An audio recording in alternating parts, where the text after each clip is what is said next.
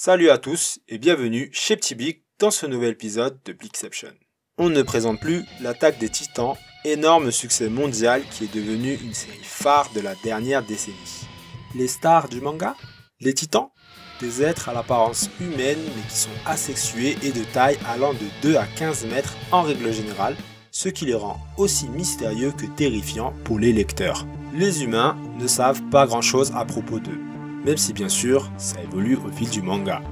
Alerte spoiler, alerte spoiler, alerte spoiler. Du coup, si tu n'es pas au minimum à l'épisode 6 de la saison 4, ce serait dommage que je te spoil, donc reviens ici quand tu seras à jour. Dans la mythologie grecque, les titans sont des enfants humanoïdes des divinités primordiales Ouranos et Gaïa, personnifiant respectivement le ciel et la terre. Ils sont les divinités qui précèdent les dieux de l'Olympe qu'on connaît tous aujourd'hui, Zeus, Hadès, etc. Selon certaines sources, et contrairement à l'image populaire, il n'est pas certain que tous les titans aient été imaginés comme étant de très grande taille. La plupart auraient été de même taille que les dieux.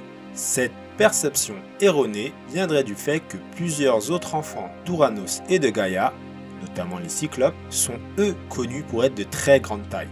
Cette confusion aurait aussi affecté la race des géants, d'autres enfants d'Ouranos et de Gaïa, et se serait propagé au fil des siècles, au point que les mots géants et titans sont désormais synonymes de grande taille de nos jours. En plus de ça, les titans, tout comme les dieux de l'Olympe, auraient possédé le pouvoir de changer de forme et de taille. Pour le coup, cette caractéristique rappelle un peu les 9 titans spéciaux pouvant alterner entre leur forme humaine et leur forme titanesque. Mais la source la plus probable de l'inspiration d'Hajime Isayama pour créer les titans se trouverait dans la mythologie nordique. Car si à travers le monde beaucoup de traductions ont opté pour le mot titan, le mot original kyojin, désignant les titans en japonais, peut aussi se traduire par géant, ce qui fait bien entendu référence à leur taille, mais pourrait également faire référence à des géants humanoïdes de la mythologie nordique, les Jotnar ou Jotun au singulier. Habitant à Jotunheim, les Jotnar sont souvent en conflit avec les dieux d'Asgard, et de ce fait, on peut les retrouver dans bon nombre d'œuvres inspirées de la mythologie nordique. À l'instar des titans dans la mythologie grecque, ils sont très liés aux dieux. Ils sont parfois présentés comme les premiers êtres de l'univers, et donc comme les ancêtres des dieux. Certains couples formés d'un Jotun et d'un dieu se forment même dans les légendes.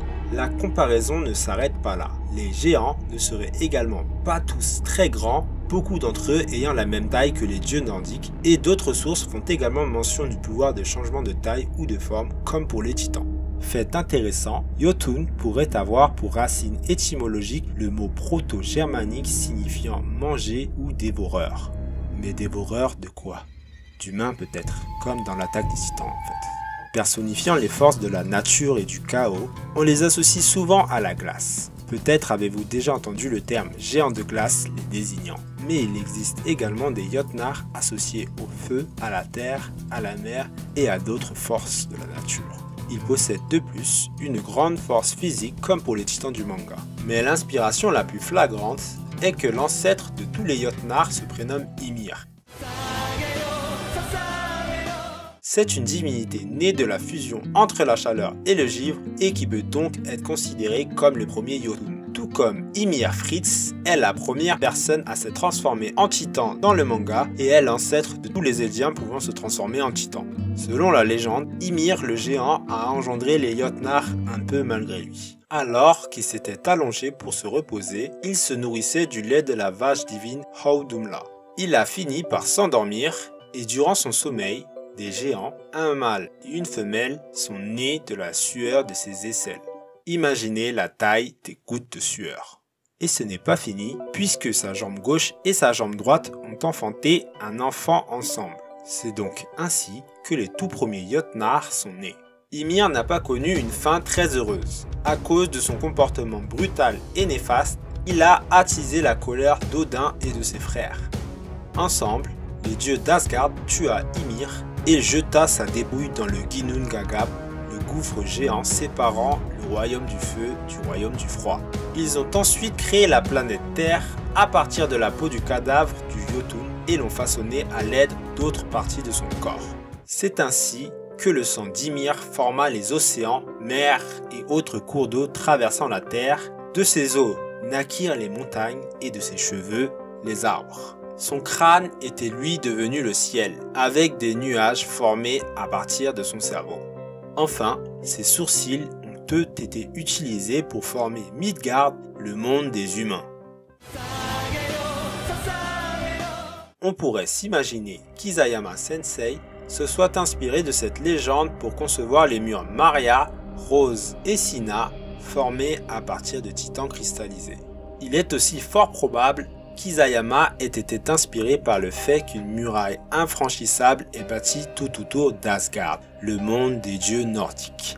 Enfin, une référence mineure à la mythologie nordique est la forteresse d'Utgard, désignant à la fois la citadelle des Jotnar dans la mythologie et le lieu où Rainer, Berthold, Conny, Historia et Ymir, entre autres, trouvent refuge dans les chapitres 38 à 41. Concernant les titans spéciaux, le titan colossal pourrait être considéré comme un Jotun de chaleur au vu de sa température de corps élevée et de la chaleur dégagée par sa transformation. Les autres n'ont pas forcément de lien plus flagrant, certains s'en éloignant même pas mal comme le titan charrette. J'ai mis les quelques sources que j'ai pu trouver dans la description si tu souhaites creuser le sujet, la mythologie nordique regorgeant d'histoires et de légendes en lien avec les Jotnar. Si tu as aimé la vidéo, n'hésite pas à liker et à me suivre pour ne pas manquer mes prochaines vidéos.